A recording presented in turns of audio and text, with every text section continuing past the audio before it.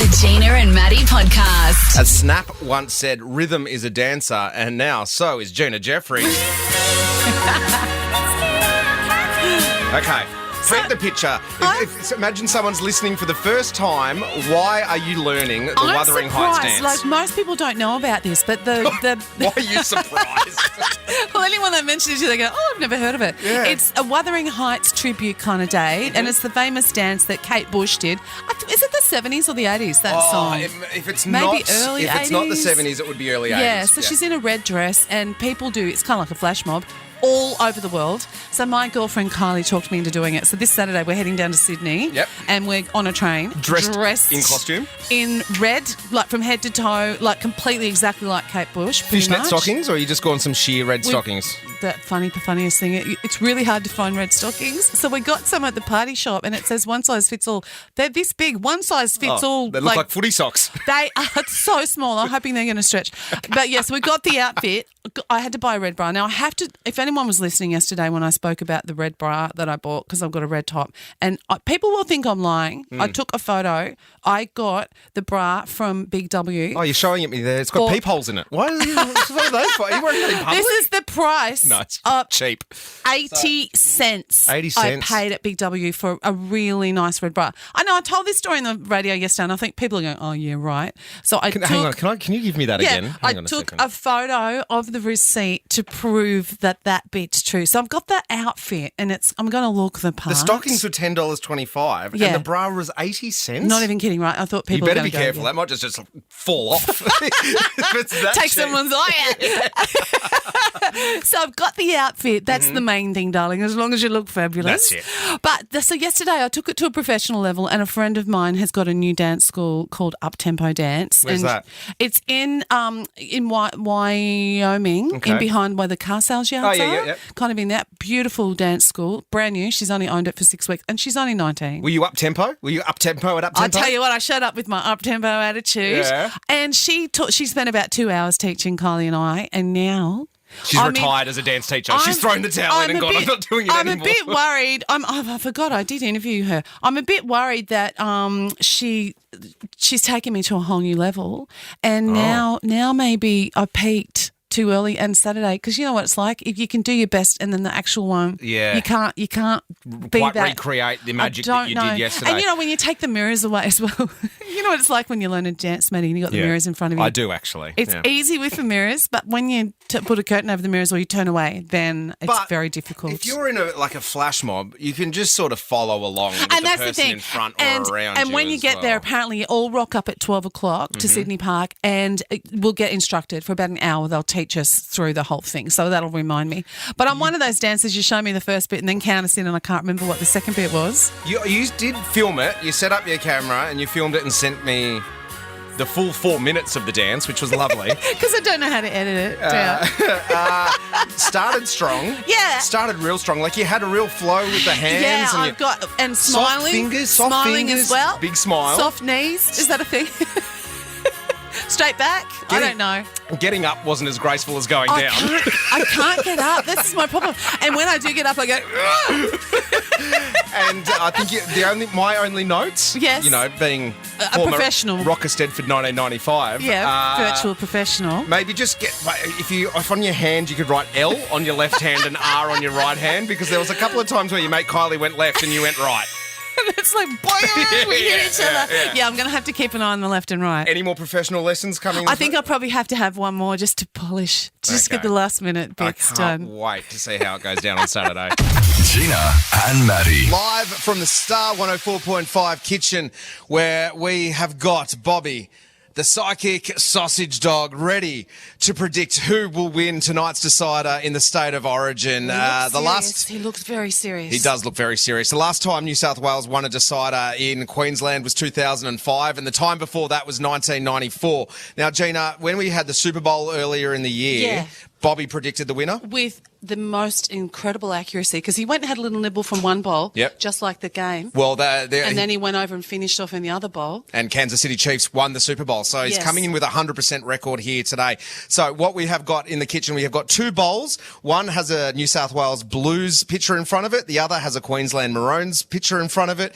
We are going to dump a whole bunch of food into that bowl, and whoever's bowl Bobby goes to first, I guess, is who we're saying is winning the Origin tonight. And Gina is about to put into the Maroons. Producer Caitlin, let's go in. 3, 2, 1, go. Food is in the bowl, and Bobby has run in completely the opposite direction. Never work with animals and children, they say. And Bobby's having a sniff. Oh, Bobby. And there it is. He has gone to the New South Wales Blues Bowl, had a nibble, walked away. And what we like to do in radio sometimes is paint the picture of what is happening around us, because we are only an audio medium. Currently, Gina is on all fours in the kitchen, on her hands and knees, slapping the floor near the Queensland Bowl, trying to convince Bobby to come over. Now she is lying flat on the ground in the kitchen. Now, I actually don't know where to look at the moment, because Gina is flat out on the floor, flat. At the moment, still Gina.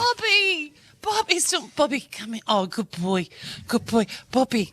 I mean, you can check this all out on our socials. Good boy. This quite possibly could be the most viral thing that ever happens from a radio show with Gina on the ground. Still feeding Bobby. I think this means that Queensland are going to come up at the end. I don't think that's what it means. I think that's what's going to be happening at the Caxton Hotel, like someone on their stomach licking food off a floor is what's going to happen at the end of tonight's Origin. Gina and Matty. Let's get into some of the news that Suze didn't use. Thank you very much. Dad's here, guys. Now, you might have seen this rolling around on the news in the last 24 hours about what happened at the Tenacious D concert in Sydney. They were on stage. So Tenacious D is Jack Black and his mate Kyle Gass. They've been around forever. You might know them from this song. Huge song back in the early 2000s, Tribute. They have been, so they're on an Australian tour at the moment. They were due to play Newcastle last night. Jack Black was spotted in Newcastle, but on stage, I think it was on Sunday night, it was Kyle Gass's birthday, and they brought out a birthday cake, and Jack Black sang happy birthday to him, and then he asked what he wished for, and I'm going to play the audio of what happened on stage. Happy birthday to you. Make a wish, Canada. Don't miss Trump next time. Don't miss Trump next time was the wish that Kyle went down with. Now, that has blown up, obviously, around the world. It is making headlines everywhere.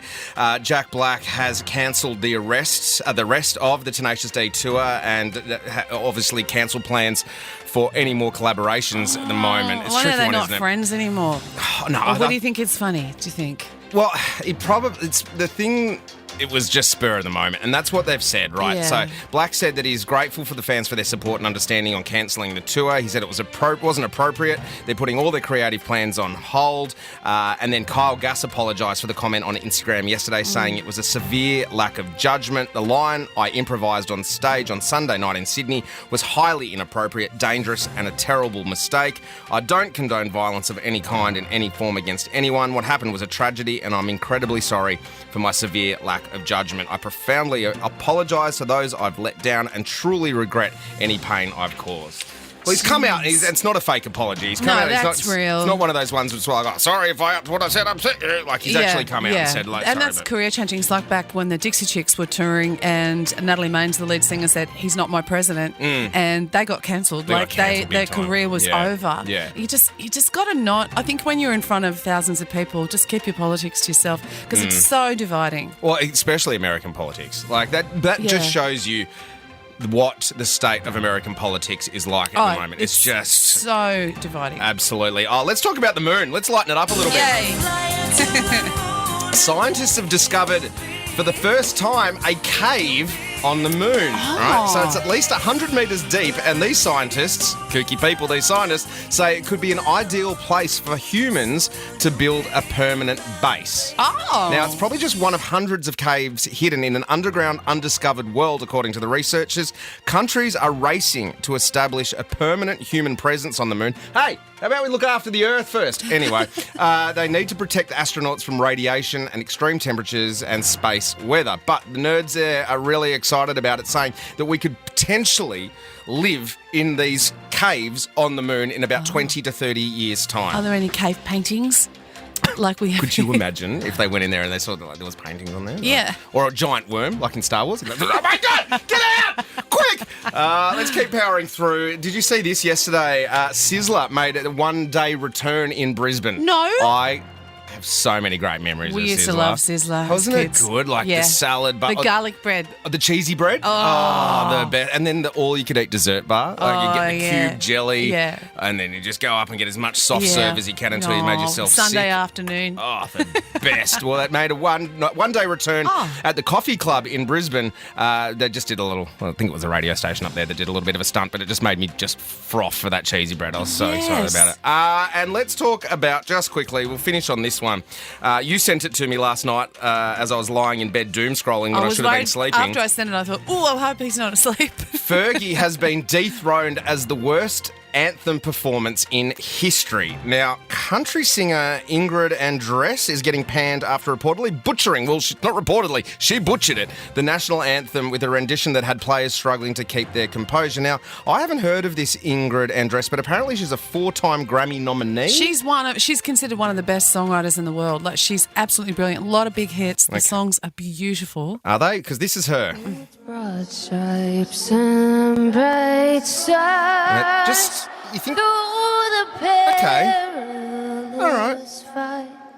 It keeps getting worse. For the ramparts we watched were so gallantly streamed. Now, this was the opener to the Major League Baseball's Home Run Derby. And the rockets' red glare. How does that make you feel, Gina? It hurts. Some players look confused, really, and at least one Phillies third baseman, Alex Baum, could hardly keep himself together. And it keeps going. And the social media formerly known as Twitter, now known as X, exploded. My ears are bleeding! One of the worst national anthem renditions ever, sports journalist and media personality Michael Schwab said. Take it away, Ingrid! For the land of the free. Ouch. Yeah. And the home of the brave. It is a hard song to sing. Yes. In her defence, it's a very hard song to sing. Now, we all remember the Fergie one.